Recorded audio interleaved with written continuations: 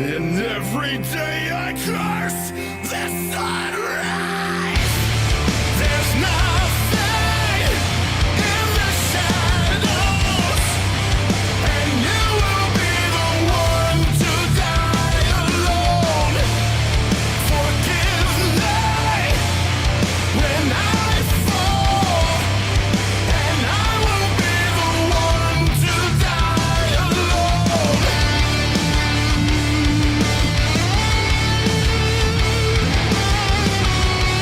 And I will be the one to die alone.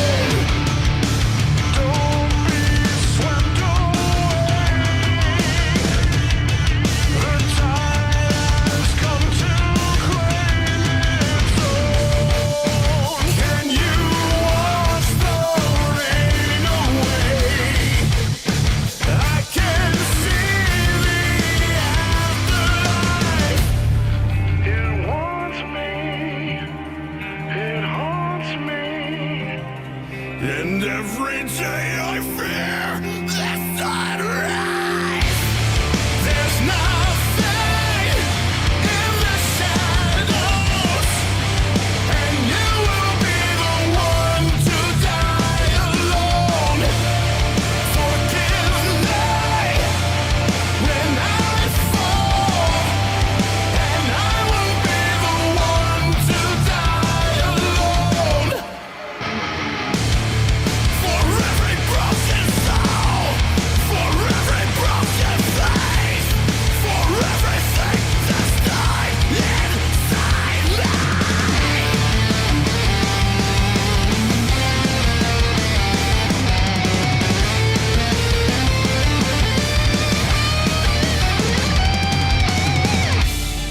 There's nothing in the shadows, and you will be the one to die alone. Forgive me when I fall, and I will be the one to die alone. There's nothing in the shadows, and you will be the one to die alone. Forgive me when I fall, and I will be the one to die alone.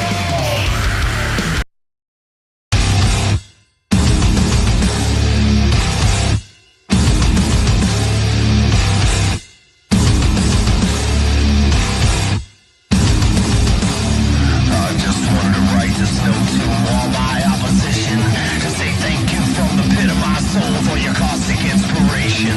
My methods may mean nothing to you as you question my dedication, but to wear my life upon my sleeve is the source of my salvation. I'm still a demon, it's not enough inside of me, I'm rigid like a fire as I burn. I give myself to all you, no matter what you're there doing, I'm expecting nothing in return.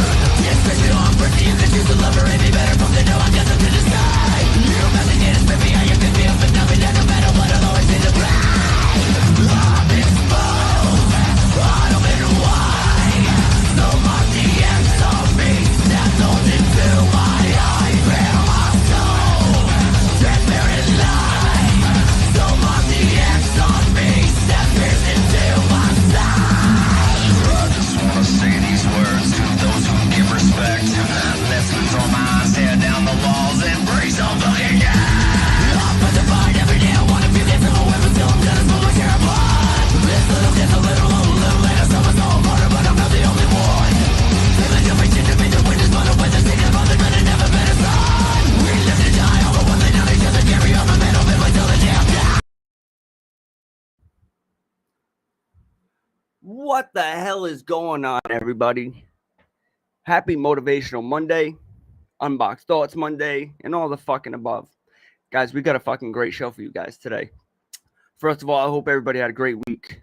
Hope everybody had a great weekend. Hope you all remain safe. As we all know, I like to start every episode off saying that to you guys, just because that, I just want you all to be safe. Hope you all reaching out, embracing one another, confiding in one another. We talk all the time. today's episode, really ecstatic. I do have a special guest today. He's a good friend of mine. His name is Rick. He's from Texas, and he's got a great story to share with us. He was telling me a little bit about it before the show aired, and I got to tell you already, I almost had to basically stop him dead in his tracks just because it was getting interesting already, and I didn't want him to have to repeat it. And he's over here just humble guy, just it's all right. I'll talk about it again, and think he's already feeling comfortable. That's what I want. I want him to feel comfortable. I want everybody to give him a very warm welcome. This is episode 19, guys. We are one fucking episode away from the season 2 finale, and I couldn't think of a better way to have this episode. I'm very excited. So without further ado, Blazeman, can we please bring him in? Rick, everybody. Hey, what's up? I'm Rick, also known as It's Rick Carl, BB. Yeah, how's it going, man? Good. Happy Monday. We made it. Yeah, we made it, dude. We're here. We're here. I want to tell you, start this off real quick. I really appreciate you being here today.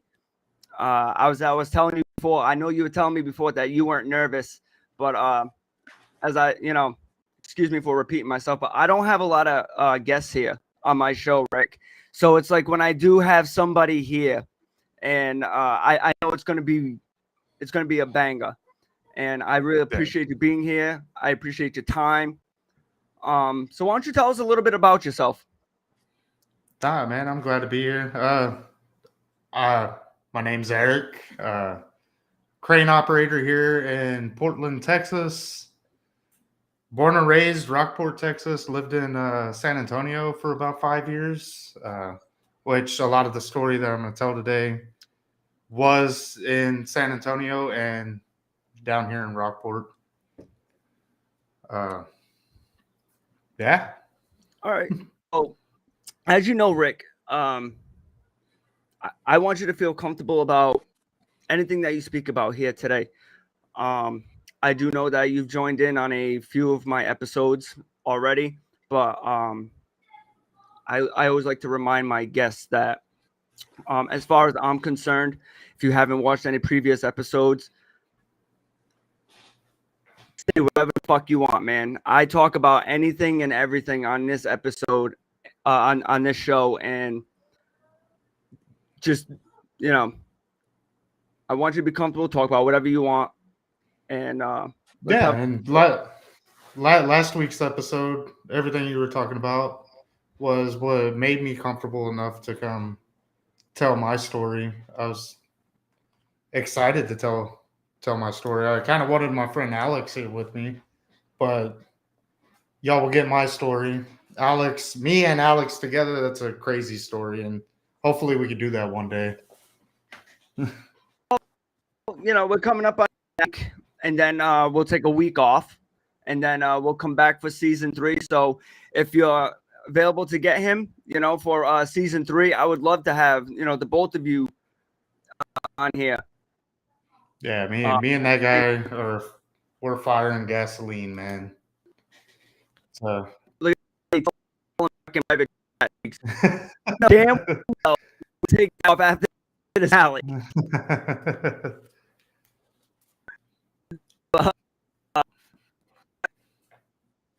Man, what inspired you about last week's episode to want to come over and just you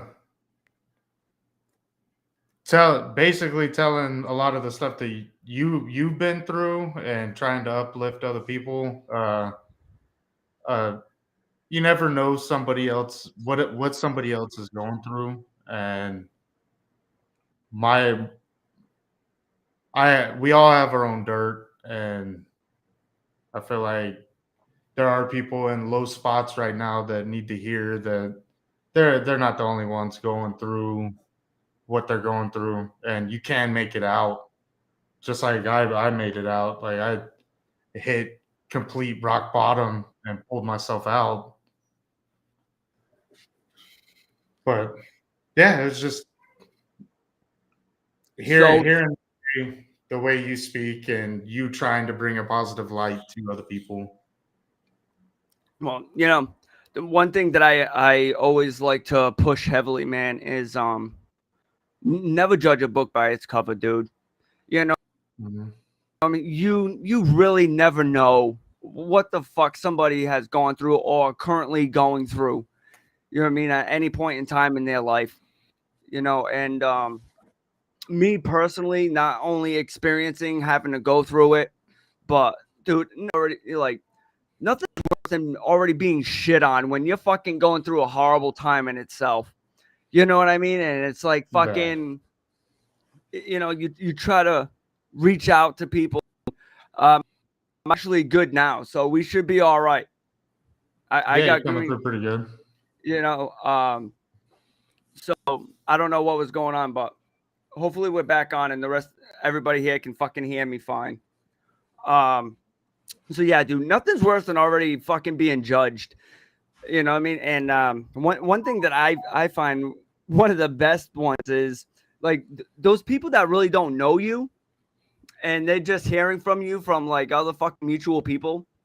Those are the You ones know what I that mean? judge the hardest. Yeah. And Yeah, and they're just out there because they're just bored and want to stick their 2 fucking cents in, and it's a hot topic at the current time.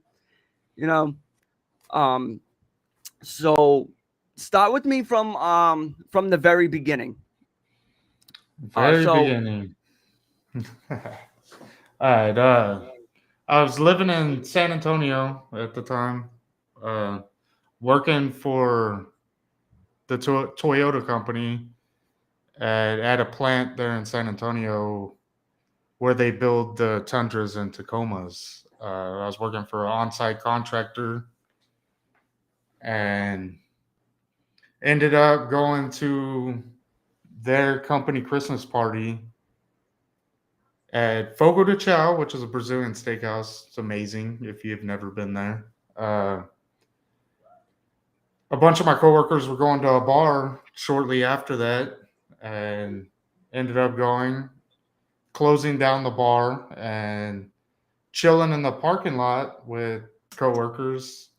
And I drank a bottle and a half of Jim Beam by myself and was still to a point that my coworkers couldn't tell that I was drunk.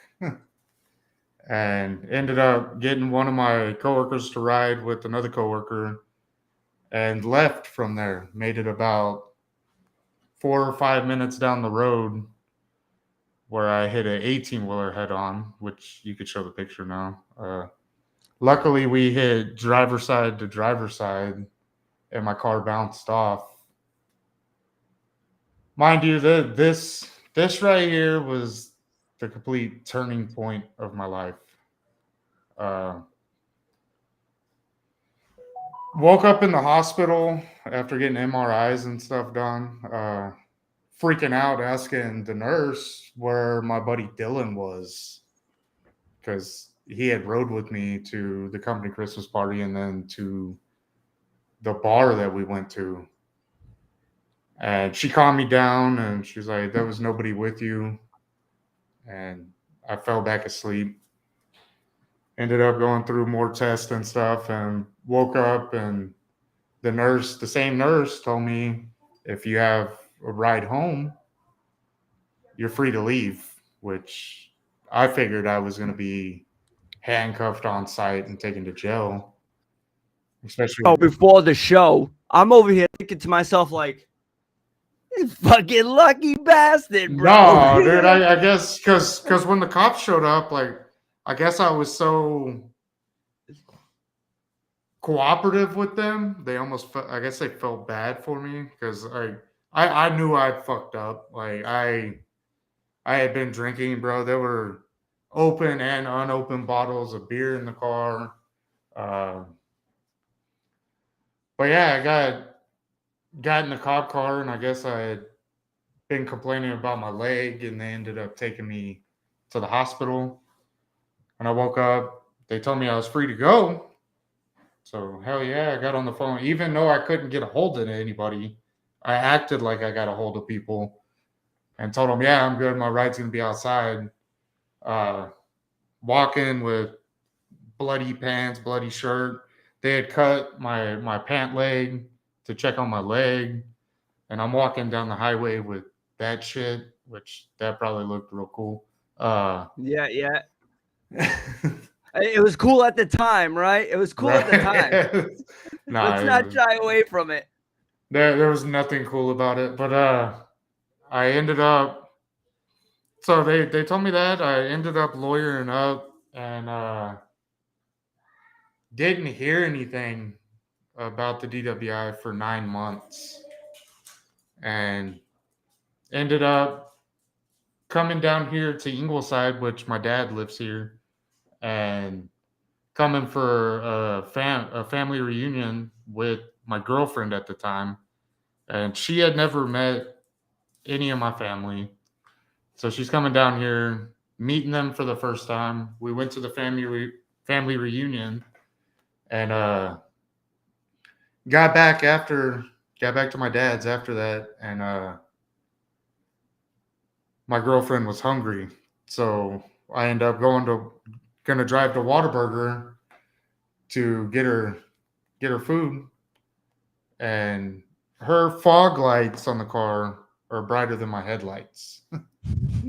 So I get in the car thinking I got the headlights on, and I end up passing a cop, which I immediately realized once I passed the cop that the headlights aren't on, and get pulled over.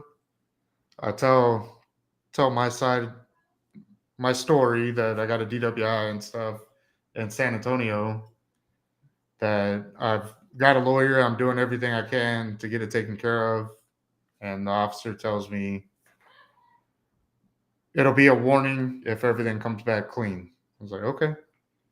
He ended up coming back, and I had a warrant for my arrest in Bexar County, and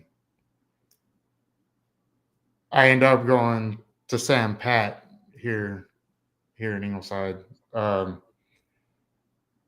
Felt like a complete shithead because I got arrested after my girlfriend meeting the family for the first time. So she's alone with a bunch of people that she doesn't even know, really. She just What met an them. introduction, huh? Right. And yeah, I get arrested, which that was embarrassing. But the officers let my girlfriend at the time come get her car. And as she's picking up her car, I'm being put in the back of the police SUV. And like I told you, Snakes, I ended up laying my head on the door of the car.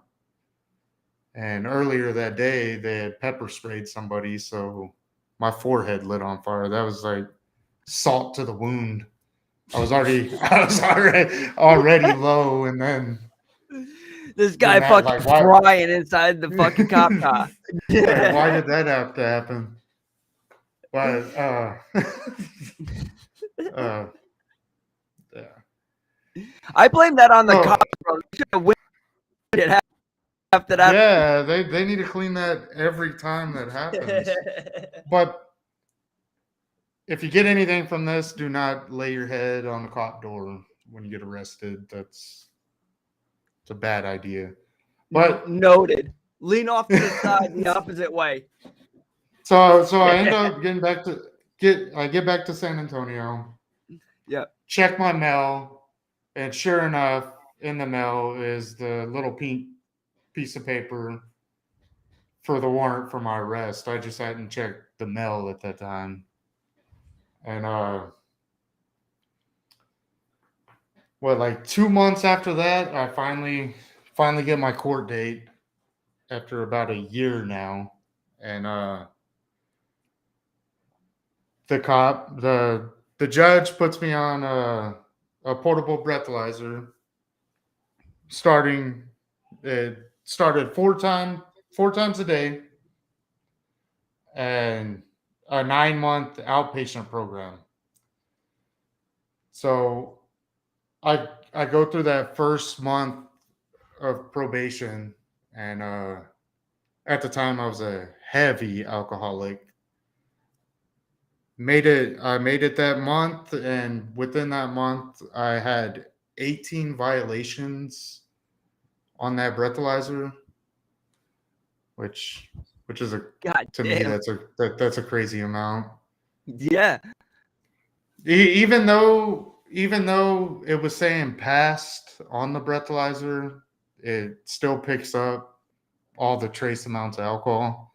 So they could see every time I drank, and then after the club one night, I actually failed the breathalyzer, which that's ultimately why I ended up going to jail. So I went to report that next time, and it took a little longer than usual. They were just trying to get an officer there, and went to Bear County Jail for a month, which was not fun. But You know, it's funny because like once you go through like those breathalyzers enough times, or if like, you know, you're hanging around certain people that have the breathalyzer, that's one thing I gotta say I've learned is that even though it tells you your path, it's almost like a fucking fake me out or throw me off.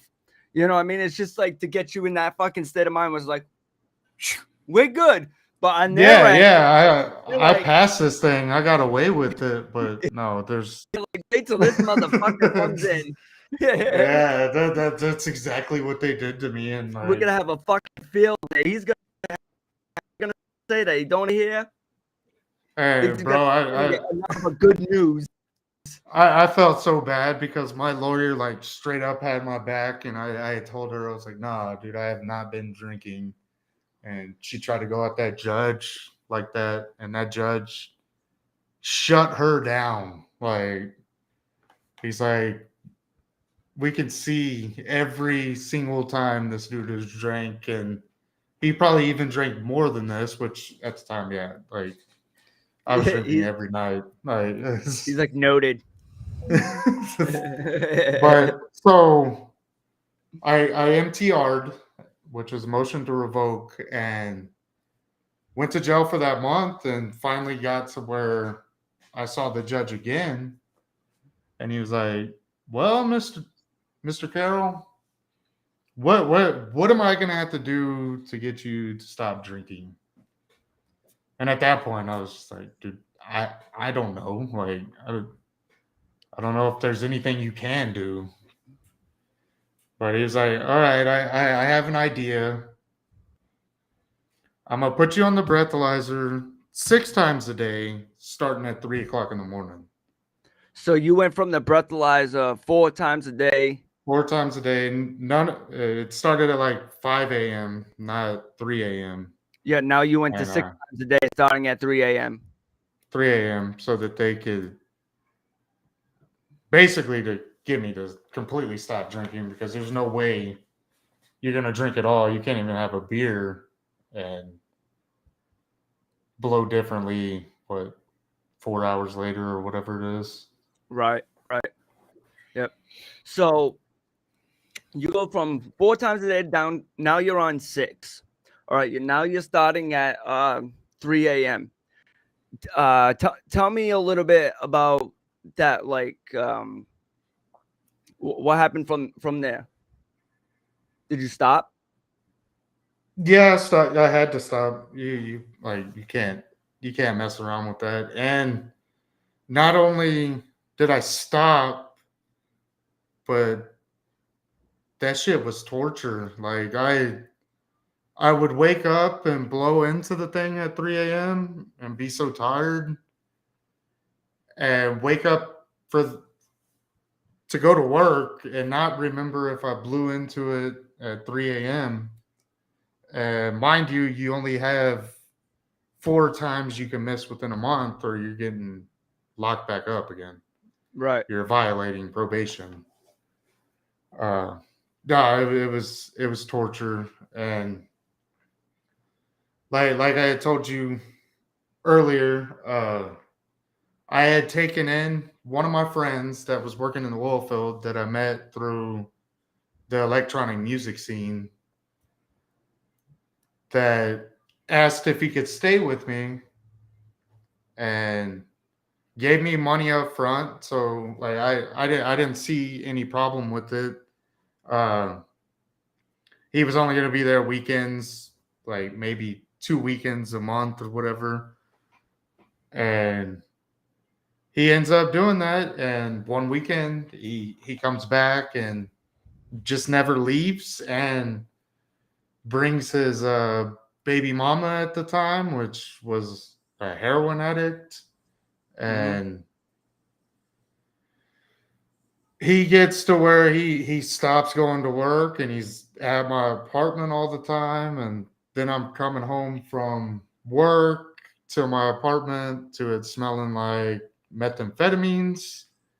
And I had told them, like, I don't care what you do, just don't do it in my hold apartment. on, just so I get this, and everybody can just be caught up.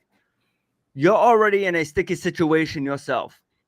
Yes. You're on the breathalyzer. You're going through court motions. You now have this friend move in, gives you the money up front, and himself. But not only him, but he has his baby mama move in, and they're both going through an addiction problem while you're going through your fucking court motions. Yeah, I'm going through my own addiction problem as well. Yep. So, yeah, but I guess I got too big of a heart. I can't. I don't know. Absolutely, I know what that's like. But yeah, he ends up there at my apartment and never going back to work.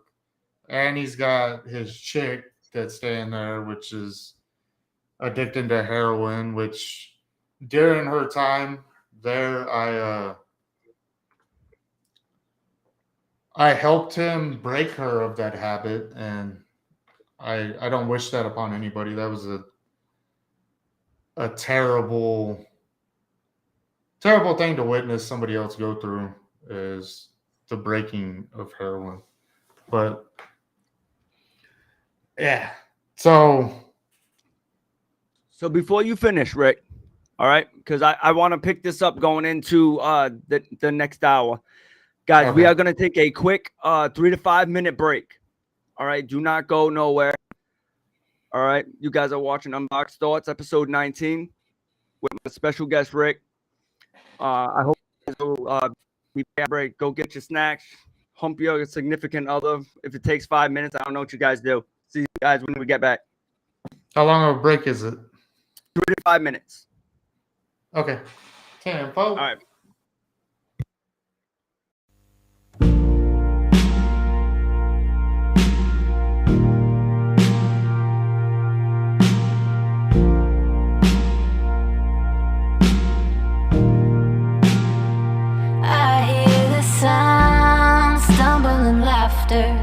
Holding on to each other, miss the last bus on foot to get home. I miss the town, rowdy and clever, all at once undercover, blowing kisses to the shop windows as we go. We stayed out playing past midnight. That was years ago. Now something just ain't right. Better take it slow.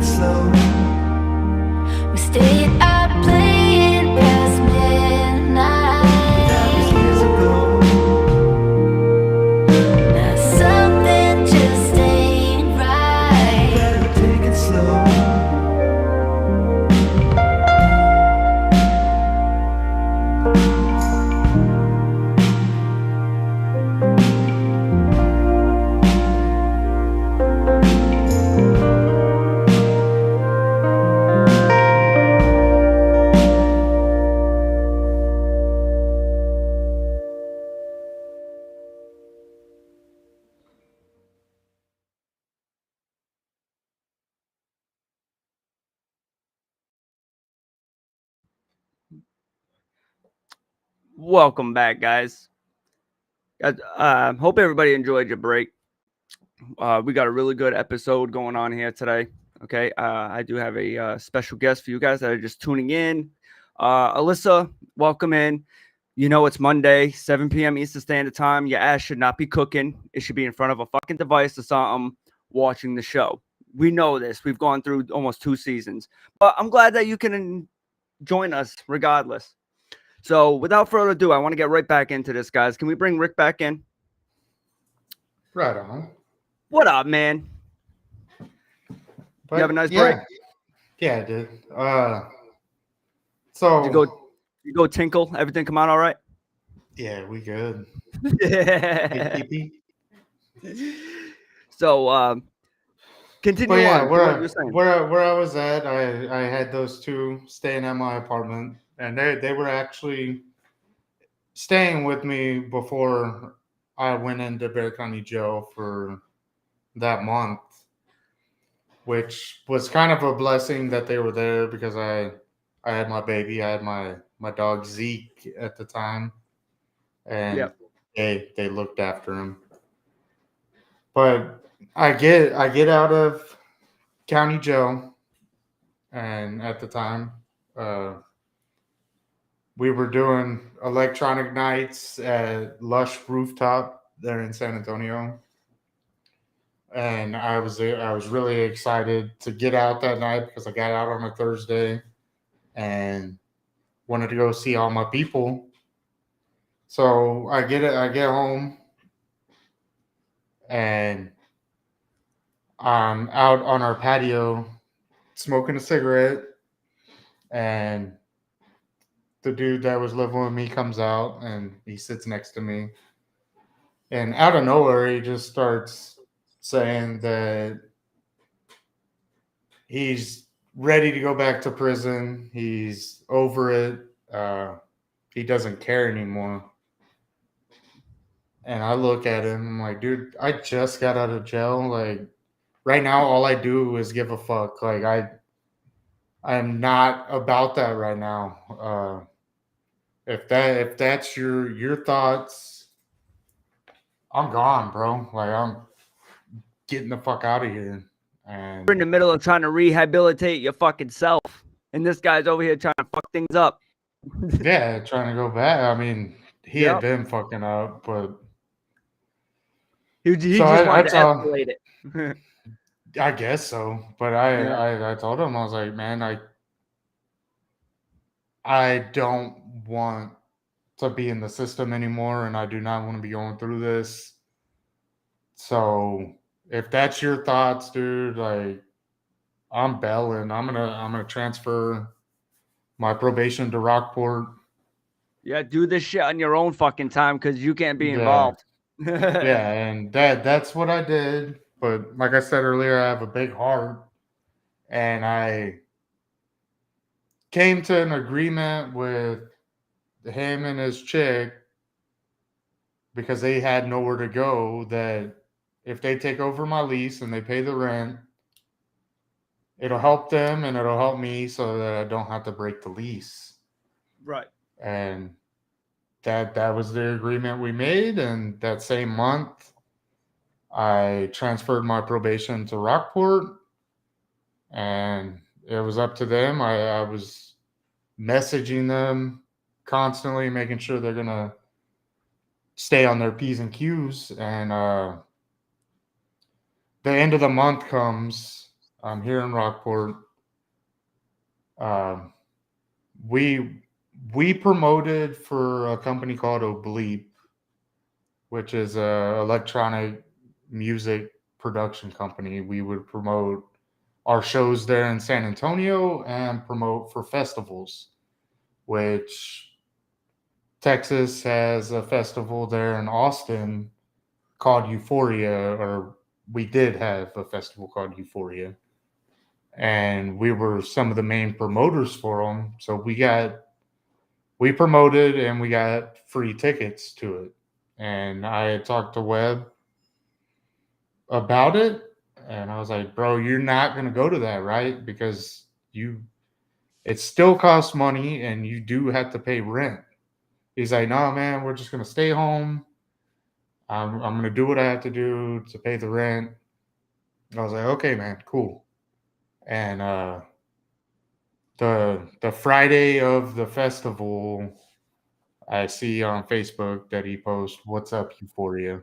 So he went ahead and went, and I tried calling him all weekend to talk to him. He ignored every one of my calls.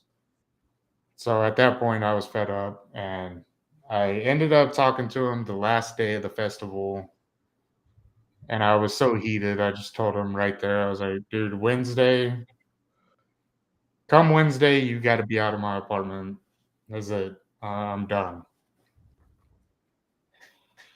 So Wednesday comes around, and I call Webb several times. He doesn't answer, and he finally answers, and he tells me, "Hey, man, there's some stuff going on at the apartment. I don't really want to talk about it."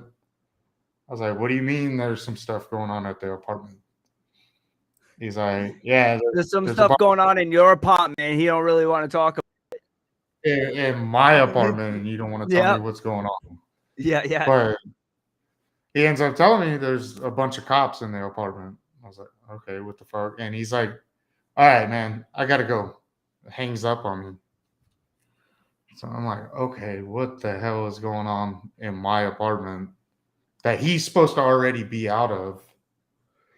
Yep. So I end up calling the office of the apartment, and I talked to the lady there, and I'm like, "Hey, I need y'all to go check my apartment to make sure that nobody's in there. There's not supposed to be anybody in there." I had given the key to one of my friends to look after the apartment, and I think they're staying there. And the lady was like, "Well, it's kind of funny you're calling today." I was like, "What do you mean?" She's like, "Well, we had a little 14-year-old girl come in here crying, not knowing where she was. Um, and she said she was in y'all's apartment or your apartment and being drugged." So at this point, I'm freaking out because I have nothing to do with that, but Right. it's that apartment is still in my name, and there could be major repercussions for that. But Yeah. in my head at the same time, I'm like, okay, well, the state knows exactly where I've been. Like my breathalyzer that I have to carry with me everywhere has GPS. They know I transferred my probation, which I'm checking in Rockport. But yeah, so that happened. They completely tore out my apartment. The cops did, at least, which it was already disgusting after a month. Uh, they tore up all the carpet and everything, looking for, I guess, drugs. Um, yeah, that next week, I went with the trailer with my dad to clear that place out, and it was disgusting. It was, if y'all know what a trap house is, it was a trap house at that point. Yep. So But nothing ever came about with any of that with that girl, which as far as you're concerned, nothing came about it. yeah, not with me. I mean they know I wasn't there. And even when Right. I talked to the lady at the front office, she's like, "Yeah, I thought it was weird because we haven't seen you in a while." I was like, "Well, I haven't been there." Uh, yeah, So so that's damn, bro. That's a lot to take in. So um, I want to rewind and backtrack a little bit now, okay? Because while you're in the midst of digging yourself into a hole and trying to make your way back out, and in increments, let me just go back real quick to the accident. Okay. I want to talk about the accident. So usually, okay, I always say that it seems like a lot of people, okay, when it comes to straightening out anything in their life, okay, and guys, this is the picture of the aftermath after Rick's accident. Yeah, that was He my went. car. It was a '04 Impala. I called it Impala Jazz. All right, so everybody in the chat, I want you to take a really good look at this picture.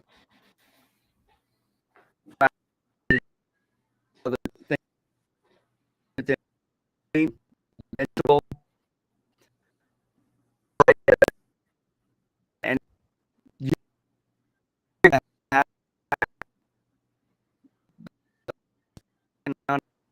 because it happened.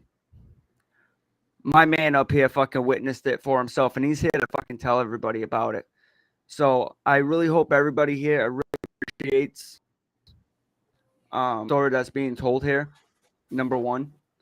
All So right. Nick, you see the driver's side tire, how it I do. is? Yep. And you remember me complaining? I said I was complaining about my leg, which the cops ended up taking me to the hospital for. So that tire pushed up into the driver's side, which pushed up the emergency brake right there to the fucking bottom left of your foot. And the emergency brake pinned my leg up against the between the seat and the emergency brake, which is why I was complaining about my leg.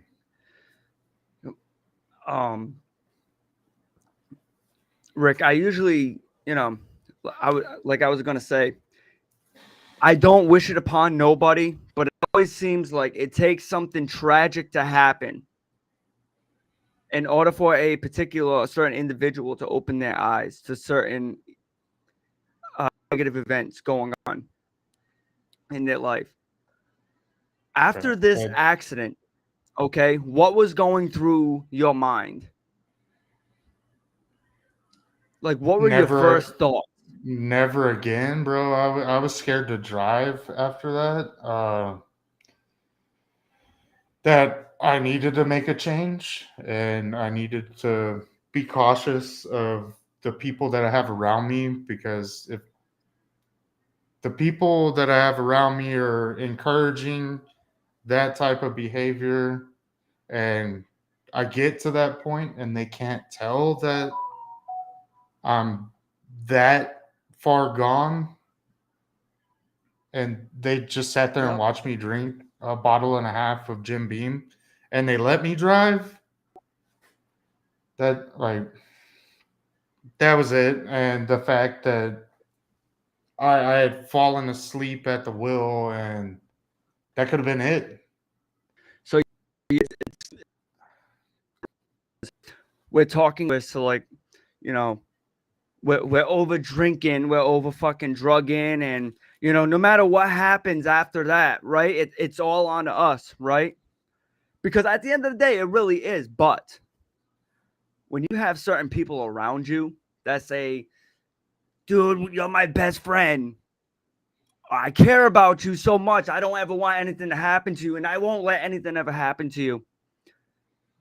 But then something like that happens, it kind of really puts things in fucking perspective, doesn't it? That does it. Like, it really fucking spotlights it, bro. It's like, like, wow, you really care about me. Like, yeah, bro, it was my decision to get those keys, and fucking, it kind of reminds me of fucking Vince Neil from Motley Crue, bro, when he killed Raz, that fucking drummer.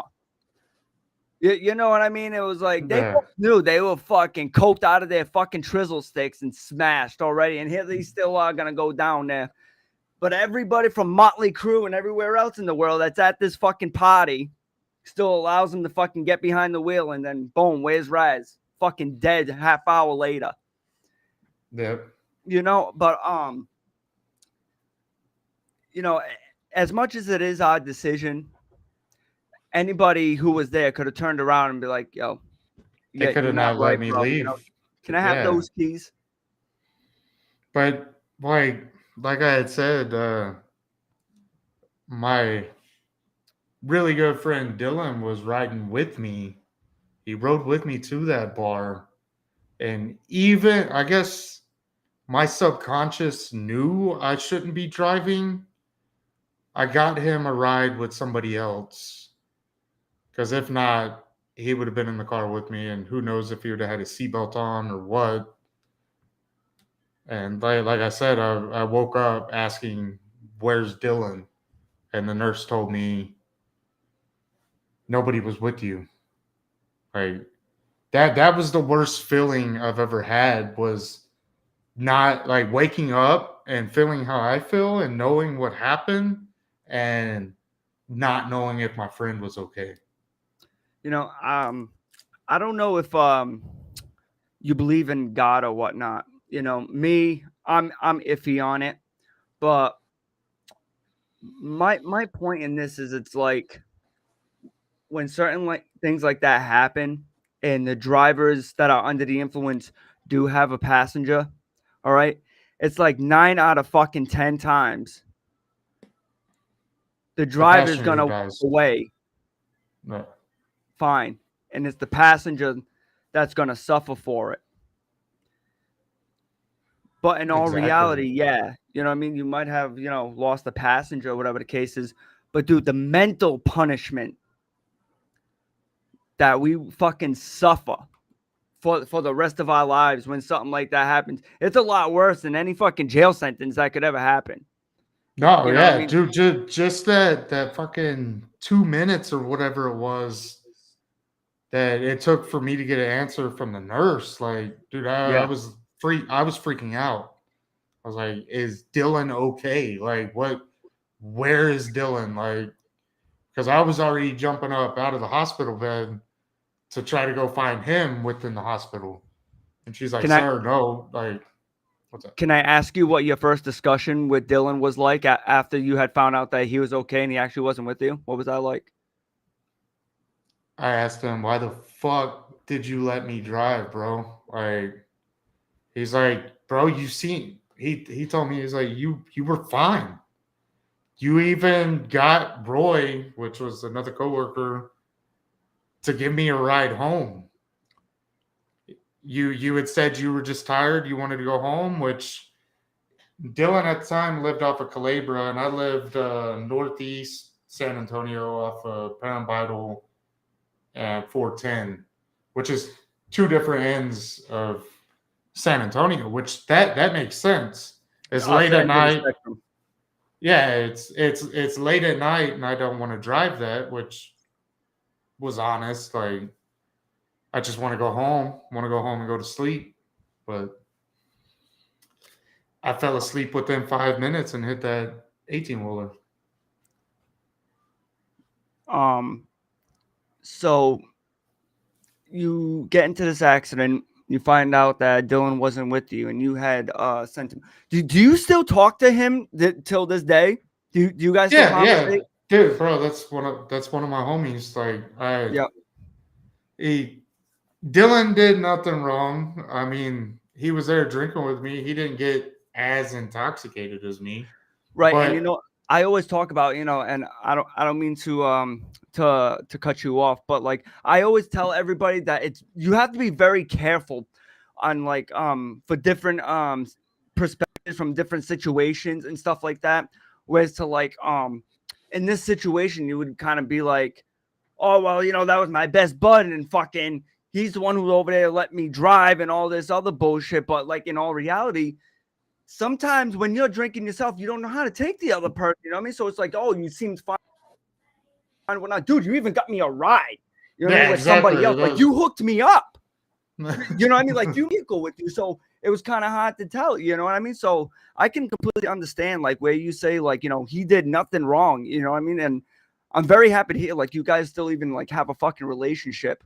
You know what I mean? Yeah, he's After in that, he's in Kansas now. He went back home, but he's one of my favorite people on this planet. We don't talk as much as we should, but like, if he wasn't a real good friend, I wouldn't have been that. I mean, I wouldn't have been that stressed out on where he was. You know what I mean? I was freaking out, man. So we got like 5 minutes before the next break. Okay. Before we do that, I want to ask you something. Okay.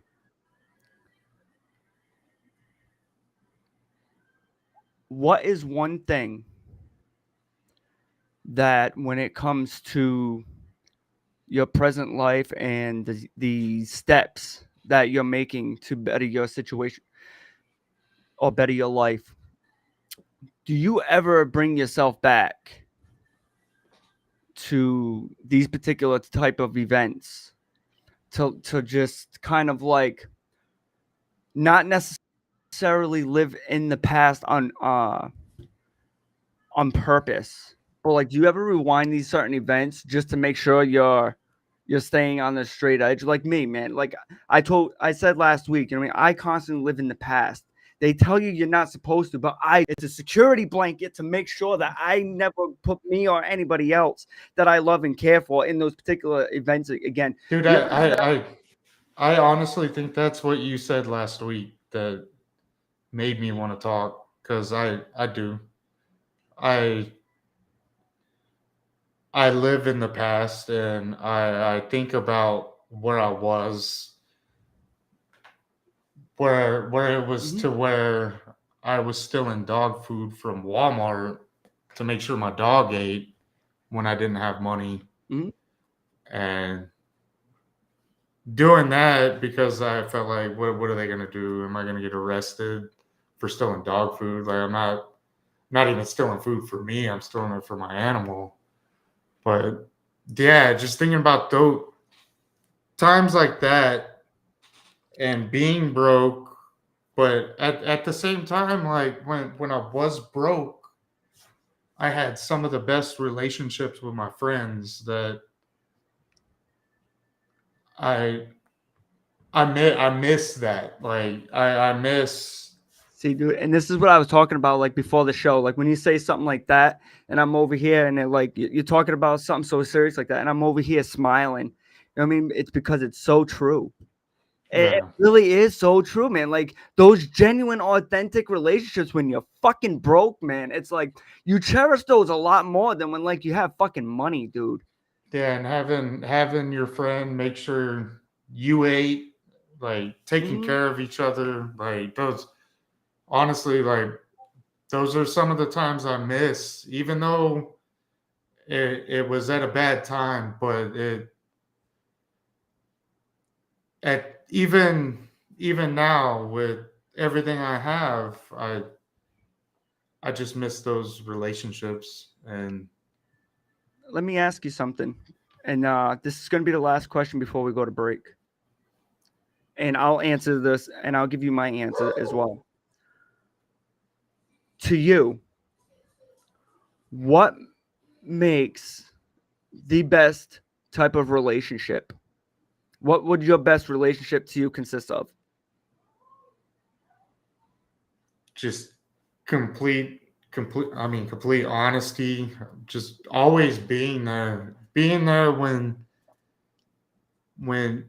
when they need to talk, or them being there when you need to talk, being able to let out every emotion that you have, whether it be crying, whether it be anger or sadness, it like just being there, having somebody there that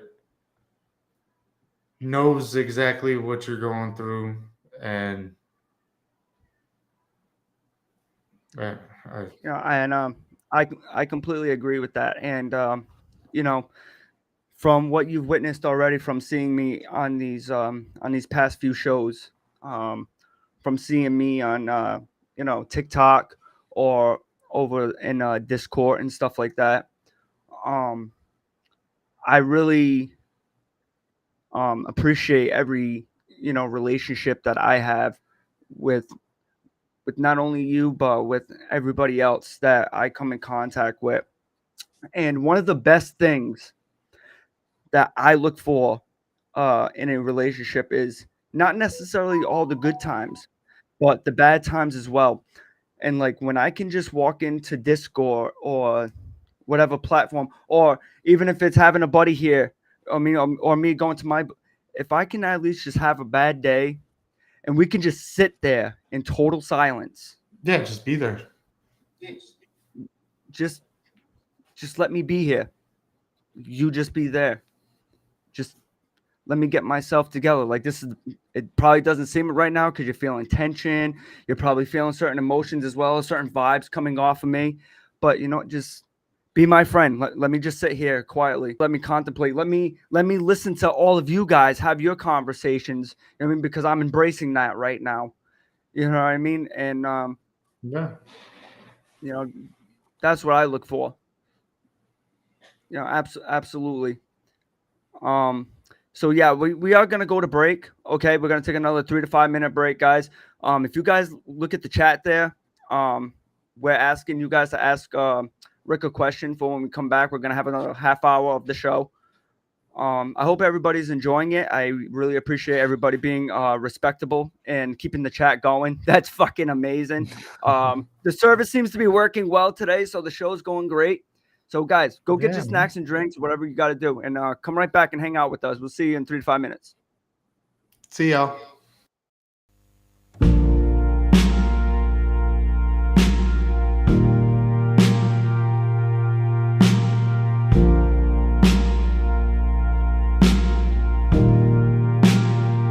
I hear the sound, stumbling laughter, holding on to each other. Miss the last bus on foot to get home. I miss the town, rowdy and clever, all at once undercover, blowing kisses to the shop windows as we go. We stayed out playing past midnight. That was years ago. Now something just ain't right. Better take it slow.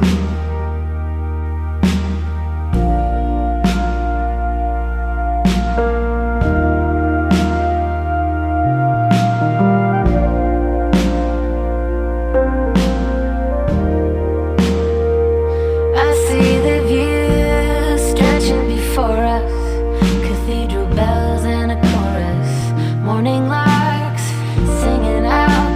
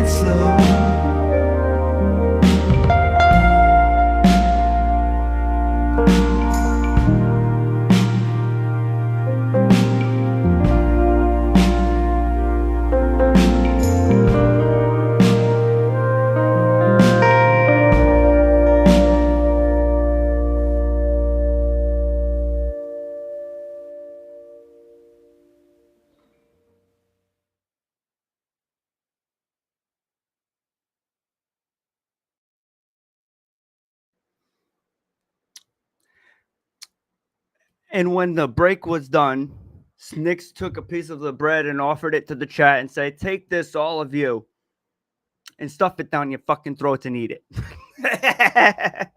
Welcome back, everybody. I hope everybody's enjoying the show today. I'm really having a great time. Anytime I hear a good story like um, this is what I really live for. And my guest, Rick, he's a phenomenal individual. Um, he's very humble, and this is a big deal for me, guys. When we do it, it's not necessarily when I have a guest on the show, okay, that I'm skeptical of them or what they might say, because we say anything and everything here, guys. Just I think I'm more skeptical of like certain reactions that a guest may get. So I think it's more of like me being protective towards my guest more than anything. I think it's kind of like a phobia that I may have. But I want you all to know that every time I have a guest on this show, I really do embrace it. I hope everybody else does as well. It's a really big deal for me. And to be here with my guest, to be here on the network, to be able to have these topics and discussions every week, it's great. And to have episode 19 today, before the season finale with Rick, it's absolutely amazing and humbling. And I want to thank each and every one of you guys for making this possible and making us all feel comfortable. So without further ado, let's get Rick back in here. Hey, yo. What's up, Rick? How you doing, buddy? Good. Good. Rick, I don't know if you've seen before we came back from the break, but I broke a piece of this bread and I offered it to the chat. And, I just said, "This is my body. Just stuff it down your throat." So, hope you indulge in a piece of bread with me. So, we're talking about your life events. We are talking about these different scenarios that you had gone through, and now you're trying to get yourself out of them. And it is not it's not an easy road or path to go down. Okay. So I asked you before the break, what is your thoughts or like your ideas on a particular type of relationship? Okay. I asked you, what was going through your mind after your accident. I want to talk to you now about your court date. Okay. Your final court date is now coming up. You're walking into the courtroom and shit's about you have that gut feeling. I know for some of you guys that are in the chat, if you guys never been to court, even if it's for a fucking ticket to appeal or some shit like that, there's a certain butterfly feeling that does not sit well. They're not good butterflies. Okay, none whatsoever. Your head is fucked up 2 days from Sunday. So now, Rick, I want you to put yourself back in that situation. What's going through your mind? What are you feeling as you're in that courtroom? Well, in San Antonio, the specific judge that I had was one of the toughest judges that they have there. He's almost 70 years old, ex-military. So the odds are already stacked against you. Yeah, it was really, really against me, and he despises drunk drivers. Mm-hmm. So going into it, like I said, at that time, alcohol was my drug of choice and was my problem. I didn't know what I was gonna do. Like him when I saw him and he asked me, "Well, Mr. Carroll, what am I going to have to do to get you to stop drinking?" Mm-hmm. My my answer to that was, "Sir, I don't know. I I don't know. I at this point, I don't know what I can do to better myself." And then he came at me with the 6 times a day on the breathalyzer, and he put me down for that 9-month outpatient program, which I did down here in Taft. What was that like? Like, what did that program consist of? Like, did you have to go to like counseling? Did you have to do the groups? Yeah, I did groups 3 times a week, and when I first went into it, I saw it as a joke because there were people from all walks of life telling their stories, and I really didn't feel like I had a problem like they did. But ultimately, throughout the course of the 9-month outpatient program, I So realized I did have a problem, and I that was where I faced where the alcoholism was coming from, which yeah, had a lot to do did with my you ha- family. did you experience like different debates when you were in those groups? Like, you had your fucking alcoholics, you had your Yeah, fucking perk heads, you yeah, had your yeah, fucking heroin addicts. yeah. And they're all over here trying to debate on like, hey, if you were to lose your fucking wallet, who would ask you? A fucking Yeah, heroin yeah, addict or an alcoholic? bro, we had all kinds of different talks, and like I said, when I went in, I wasn't taking it seriously, and then Mm-hmm. I what really changed in me was a recovering methamphetamine user and his story, and I realized my story wasn't shit, and I need to fucking suck it up and get over it. And Mm-hmm. if not, See, I'm gonna lose everything. Like this man has lost it, and he from his addiction, he had all kind of different like twitches and shit that were uncontrollable. yeah, And yeah, and I just don't ever want to get to that point. I've you, met alcoholics that get tremors and shit, and I you ever hear of PAWS? PAWS? yes, Post acute withdrawal syndrome. yeah, and he's You, got you he's you can experience, depending on how bad your addiction is, you can experience that shit for up to 5 to 10 years after you're already clean and sober. dude. You know, they just He was take 10. that to carry on. He was 10 years sober, and still Yep. experiencing that. Mm-hmm. So it's crazy because you know, you ended up going through these groups and stuff like that. Um, you know, I just want to share with you and the chat and stuff that when my release date had come up, they had put me in the program.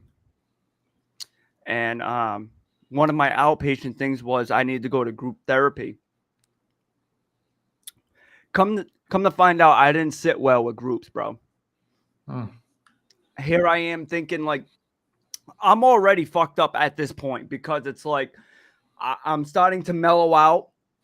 I'm afraid of mellowing out. I'm a little guy with a fucking massive temper. I don't like to be fucking manhandled by any type of gigantors. I'm already thinking, hearing other people's stories. It's fucking me up, and I'm getting into fights during these groups. You know, I'm not sitting well with others because I'm hearing their stories, and I think it's so fucked up. But like, here am I telling my story, and nobody's saying nothing. Nobody's saying boo. They're respecting my story, Yeah, and I never really put myself in their shoes. Where to like, listen, there's probably something that I said that these people want to fucking jump at me and like ream down my throat. You know what I mean? But who the fuck am I over here judging them just because they did something that I feel like I couldn't do, but they could have been doing, thinking the same thing when it comes with me. You know what I mean? Like, how could you fucking do that? Or like, what? So they had to take me out of groups to do one-on-ones because I just couldn't hear anybody else's stories. And I found out like that was really like shitbaggish of me.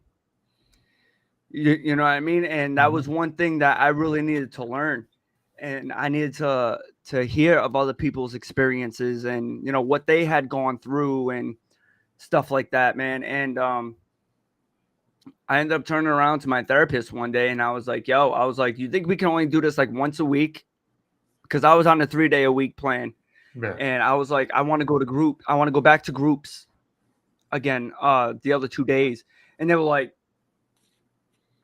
you got fucking thrown out of groups. That's why you're here. You know what I mean? And it's like, yeah, but like, I really feel like that as much as it was irritating me, I was like, I really think it was helping me. You know what I mean? And so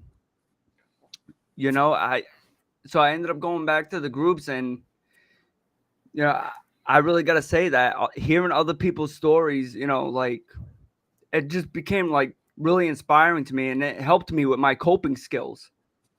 Yeah. And And I guess that comes back to earlier you asking me if I was okay telling my story. It's almost like therapy, fucking letting it out, like talking about it. That's what the entire thing that I took from that outpatient program was being able to talk about it. I always say, man, I don't wish harm on anybody. I don't wish anything to happen to anybody in order for them to open their eyes. But I will tell you this. If there's one thing, along with many, that I'm thankful for every fucking day, is that tragic event did happen to me. Because I should be dead. I should have been dead fucking 3 times already. I even had numerous people reaching out to me to fucking try me when I was in my worst, and I'm over here telling them, everything's fine. You know what I mean? I don't know if you ever caught it on an episode, but my mother's here every episode. Going on 2 seasons now. Every episode she's here in the chat. And I would have coffee dates with her, freaking we go on our daily walks. She would always ask me, dude. You know what I mean? And it's just like, especially to a mother, you know what I mean? It's almost like you don't want to fucking tell them as much as you do. And like I really need to turn around and bumps, bro. You know what I mean? Like I am like fucking folded in half like a fucking pretzel, not knowing fucking which way is in or out. And at the end of the day, I actually had to run for about a week before I made that fucking final decision. And I remember going on the run, and when I finally came to the decision, like I'm just gonna fucking turn myself and just let shit be what it is. I ended up picking up the horn. I called my sister and I'm like, hey, listen, like I'm on my way. I know you're probably going to tell mom. I'm like, I know you guys are going to, go to the court, have me sectioned, have me put away, whatever the fucking case is. I'm like, just do me one favor. Let me come over and just let me sleep because it's going to be a long day in court, Oh, Let me sleep. Yeah. And I remember going to bed that night. She let me sleep. And my sister worked 3rd shifts at the time. So I remember hearing the fucking, like right where her couch was, the entry door was like right there. So I remember hearing the door shut. And I like picked up my head real quick. And I'm like, all right, it's just her coming home from work. This ain't it. My time has come. Yeah. It's like, oh, okay, okie doke, man. And I ended up laying my head back down. I fell back asleep, and next thing you know, by the time I opened my eyes again, it's like, hey, Mr. Parsons, Like, what? They're Ah, like, you need to come with us, And yeah, so next thing you know, I'm like, all right, I'm gonna go. There was like 4 cops there. I'm like, you can have the 2 in the hallway. Fucking leave, bro. I mean? Like, I'm not gonna give you a problem. mhm. And next thing you know, I'm like, can I just go to the bathroom and get myself set and situated? Let me wake up a little bit. And oh, bro, I woke myself up all right. I went in that bathroom and I freaking, I had what I had and I did it. Next thing you know, here I come walking out. The cop's waiting for me. And I'm sitting there and now I'm in court. It was like fucking second or third calling, just to make a long story short. And right before they put me away, I see my parent, my mother and my sister sitting in the stands. And the judge looks at me and he says, "Are you on anything today?" Yo, I looked right at Yep. him and I was like, "Yes, Your Honor." I am fucking high as a kite. And he turned around to me, "Is what you're on today, affecting your decision making?" And I looked at my mother and my sister again. And I said, "No, there isn't." And they were like, "All right, well, we're going to put you away," and, fucking off I went. And that was probably the best experience that I've ever had. One of my best experiences in my life. For as tragic as it was, man, it was, for the amount of time that it was, the thoughts that came through my mind to like better myself and shit like that was like fucking excruciating. Like the not being there for my kids. My youngest was just born earlier on that year, and he was already missing out on so much that my other 2 got to experience with me. You know what I mean? So I'm losing out on, first Thanksgivings, Christmases, first words, fucking first steps. I'm missing out on the whole fucking 9 yards, bro. Yeah, coming to the realization and coming to the light of the reality of everything. And Rick, it scared me because I didn't want to let that ego go. I feel like it was a part of me, you know what I mean? And I faced that today. Like, I will think to myself, like, it's great to be humble. It's great to give people advice. It's great to be there for people. And if I sat here today and I told you that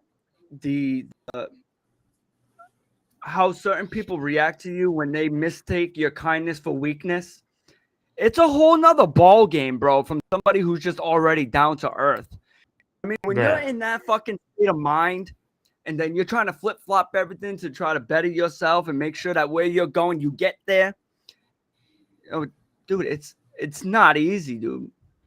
It's really not. Like, I'll feel my fucking anxiety hit so fucking quickly. You know what I mean? Whereas to like, a lot of people don't even have a chance already. I just kind of just snap at them, And it's like, nothing really against you. Sorry. Old habit. So leading into old habits, do you feel like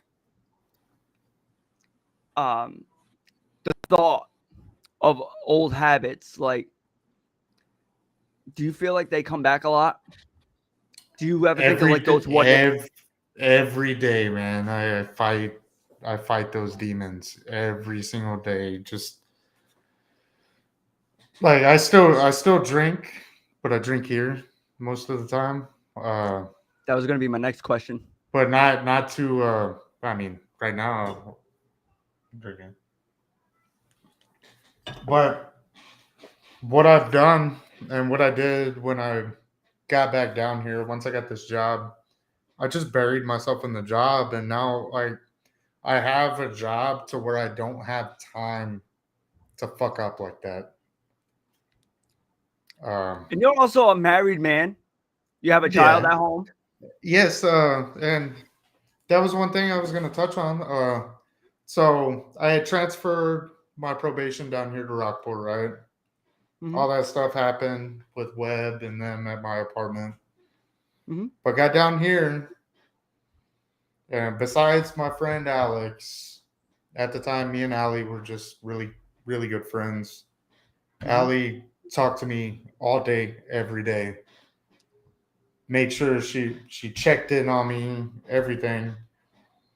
And within that first month, uh, like I said, Hurricane Harvey hit Rockport, and I lost everything at that point. It was salt to the wound because I moved down here to better myself and thought that it couldn't get worse, but it got 10 times worse. Mm-hmm. And I'm down here. So I heard Hurricane Harvey was hitting. And funny story about that, I was actually working on the road right in front of the company that I work for now. It's kind of weird how that worked out. But I was out there working on that road when I heard that Harvey had been boosted up to a Category 3 hurricane. Yep. And I told my supervisor that they can stay, but I'm getting the fuck out of here because I've heard about Category 3 or Category 4 hurricanes of what they've done to the South Coast and especially Rockport. And at that time, it was making a beeline to Rockport, and their predictions were right. So I packed up my dog, and my thoughts were my probation is in Bear County, so I'm gonna go back to Bear County. I'm not gonna go anywhere else, like. Yep. So I ended up staying with my friend Alex and came back 2 days after the hurricane hit, and like I said, lost everything. Had me and my dog. That was about it. And moved in with my sister for about a week. Love my sister to death, but me and my sister cannot live with each other. We get on each other's nerves really quickly. And decided to buy a 6x12 cargo trailer, and I converted it into a camper, which me and my dog lived in for a year and a half, and got a job at the place that I was working in front of on the road while I was living in that 6x12 cargo trailer, and been moving up ever since. Like, come a long fucking way. So, and I can see that, man. I couldn't be more happier from you. And I know we're coming up on the hour and a half. I hope maybe we can get like 15 extra minutes. If we can, Blaze, I would appreciate that. Just because I do want to hear a little more on this subject. Because I feel like, all right, listen, we'll work with 10. All right. So you went through all this, okay, and now you're in the position today that you're in. We've talked about that. You constantly keep yourself in the past as like a security blanket, just like I do. It's something that we feel like we got to do, guys. And if you've not before, I'm telling you, it's a trend. All right, it's a new trend that's fucking happening. It's a security blanket to some of us with a different mind than others. So I want to hear a little bit about what's your current life like now? All right, like everything's basically done. You know what I mean? Yeah, You're done with I the mean, systems. You don't have to deal with none of it no more. What is your daily life like now? I work a lot, but I mean, I married my best friend, and we have a beautiful little 8-year-old girl that I get to come home to every day, and now we got Allie's emotional support animal that she had while we were in San Antonio when me and Allie first met. Yeah. Literally, like the first time I met Allie, Skylar was there. He was just a pup, but Yeah. Oh, so you guys got Skylar. Yeah, we got Skylar. Bro, I did not know that. How did you not know? He's I don't here. fucking know, Yeah. bro. That must have like fucking boom right over my head. Yeah, no, I went before what's his name went and Skylar's their dog, by the way, guys. If you guys don't know, Skylar is a beautiful dog, by the way. So wow, you guys got him for emotional support? yeah. Well, that was Nice.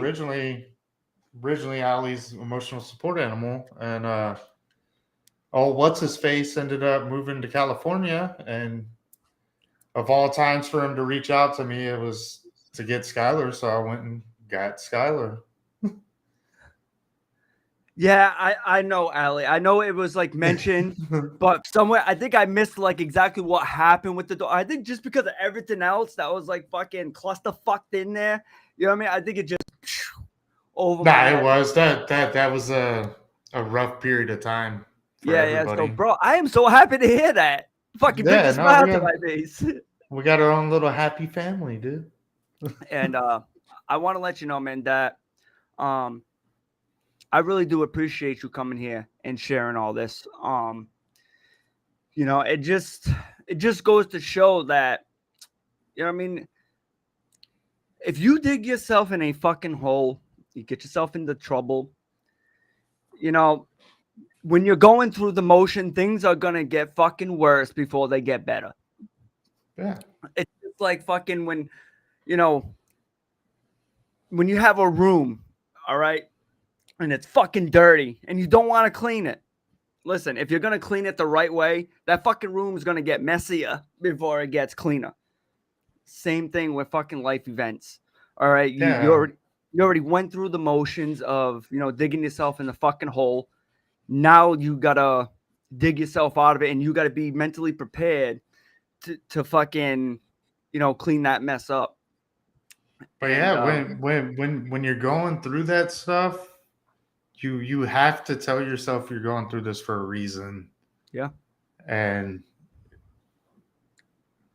you have to keep that mindset that you're gonna get through it and you're gonna come out stronger, because now when little shit happens, I don't freak out as bad. I've been through worse. Like, you know, know one what of I my mean? favorite Like, memes. One of my favorite memes, or one of my favorite quotes that I always like to go back to in these situations is, "You're already in pain. You're already hurt. Get a reward from it." exactly. You know, you don't have to live like that every fucking day. What you do is your decision. You know what I mean? If you don't want to feel like shit anymore, well, guess what? Sometimes bettering things or cleaning messes up, you're gonna have to feel like shit before you feel any better. You know, and the fact that you're able to pull yourself out of all this and get your shit together, you know, you have a happy family at home, you know, you got an amazing job and whatnot. I hope at the end of the day that, fuck me being proud of you, because I really am. You know what I mean? I hope at the end of the day that you're very proud of yourself as well. You know what I mean? Because that's where, you know, everything else matters. You know, It took me a long time to do that, to honestly be proud of myself. yeah, It was hard because I feel like I'm not done yet. You know what I mean? So what is there and to you be know what? proud of? You know what I mean? Keep that fucking Yeah. mentality. You know what I mean? There's so much more when you got a leveled head compared to once upon a time. It's crazy, man, of like the thoughts that come into your mind that you can get excited for, and you're like, I'm not done yet. You know what I mean? Like my fucking story is gonna continue. This is just an end of a chapter. You know what I Yeah, mean? I this is can't wait till I only the fucking open up the beginning. next one. I'm not at my prime yet. I'm gonna fucking get to my prime. You know what I mean? And I appreciate everything that you talked about here today, man. I appreciate you even giving your time, you know, and talking with me. You know, No, man, I wanted to.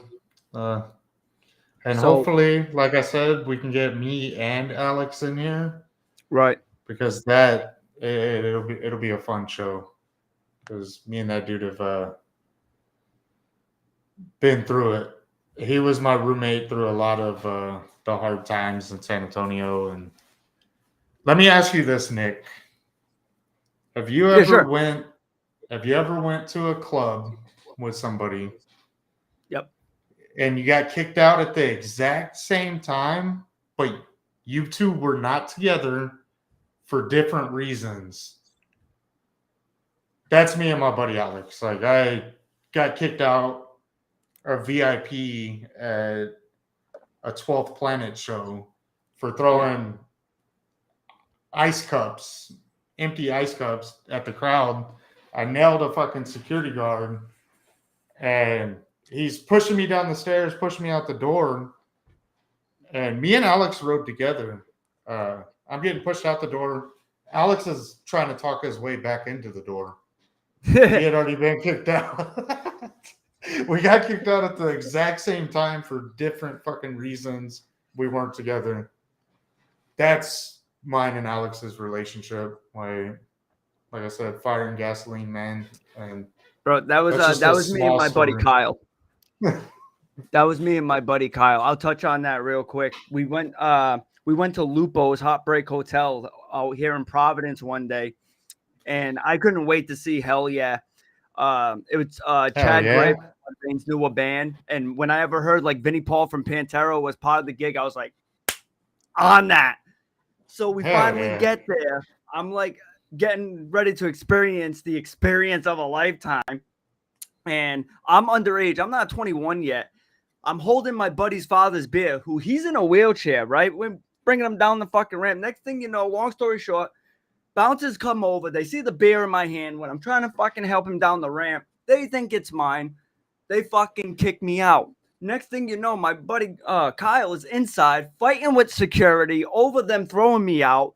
He comes out of He comes out of Lupo's Hot Break Hotel through the fucking glass door, bro. They threw him through the fucking glass door. Damn. You just see the glass smash fucking everywhere, dude. Yeah. And I'm like, what the fuck happened? Now we're brawling with fucking security. You know what I mean? That's a brother right there, though. Yeah. Yeah. It's like, what a fucking shit show, dude. Needless to say, I didn't get to see Hell Yeah. All right. You know, it's just a long story short. Y'all got a good story out of it, though. Like, good times. Yeah, but, you know, a story for another day is that when we ended up waking up, his father ended up overdosing that night. Oh, no, man. I guess it was, he knew, like, his time, he was getting ready to go, and he wanted to have, like, that last experience with us. And I think due to the events of how it ended, when he wanted to have such a great time, I think it just provoked him to do it sooner. You know what I mean? So there was like a lot of guilt. That's a story for another day. But yeah, man, that's how that happened. But yeah, dude, I've been, you know, through the ringer. And we talk any episode you want, man. You know what I mean? Like the door is open. Anything you want to have a conversation about, just let me know. I do want to touch on this subject this question from Jesse Cousins in the chat. He says, if you see yourself not fitting into the world, then that's because you were brought here to help make changes, to make the world see you see it. Yeah. I mean, amen to that, right? You know, as I said, this chat is so active. I appreciate everything that everybody says and your kind words to Eric here. Jerry Souza also in the chat. He says, make the rest of your life the best of your life. And that's exactly right. Like your life doesn't have to end on a bad note. It's what do they call that? You spiritual people out there, what do you call it? A free opinion world or something like that, where so you can make any choice you want. That's fine. But just always be prepared for the repercussions. You know what I mean? Or, you know, everything that's going to come out of it. Guys, thank you guys for the love and respect that not only me today, but my guests. I got to say, this was probably like, I say this all the time, but this was probably like one of the best shows of this season that I've had. Here, like, listen to and like go back and forth and shit on certain topics. This was a good time for me. Anytime you want me to come back, man, I'm down. And like I said, if we can get my buddy Alex, I would love for you to meet him. Absolutely. And this was looking great therapy session, guys. Not just two fools that have done stupid shit and just go back and forth on it and off our chest and shit for you guys. I hope you guys always take something in. From each and every episode, if we take something in from Rick as well. If we guys light that fucking chat up, show Rick some love. All right, and I can talk to you guys and see you guys all for next week, the season finale.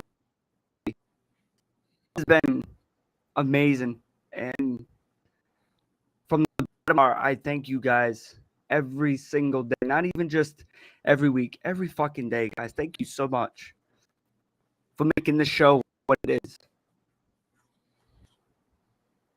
And every episode, I feel so proud to be here. I cherish all my relationships with each and every one of you guys. And I thank you guys from the bottom of my heart. This is what Unboxed Thoughts is about. This is what we're going to continue to be about. And it's shit like this that just gets me that more excited going into season 3. Fuck. Rick, I appreciate you so much, man.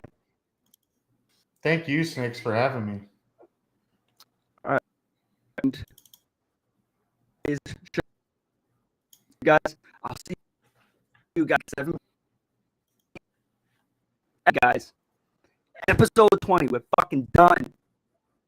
Season 2 in the books. Let's fucking do this, guys. Love you guys.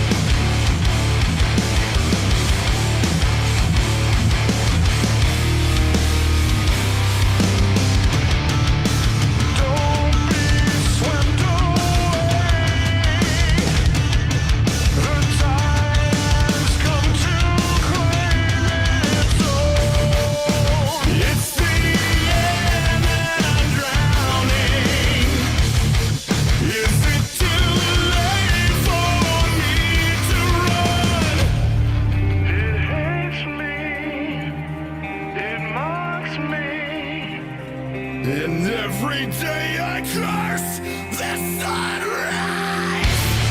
There's nothing in the shadows, and you will be the one to die alone.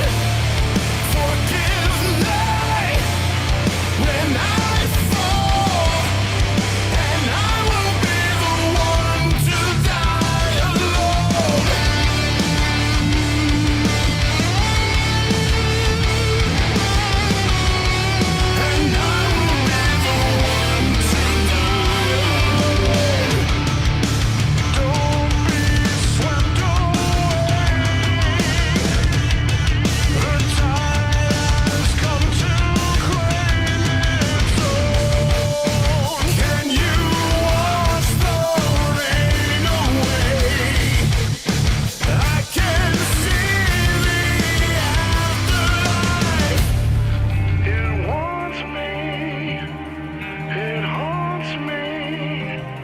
And every day I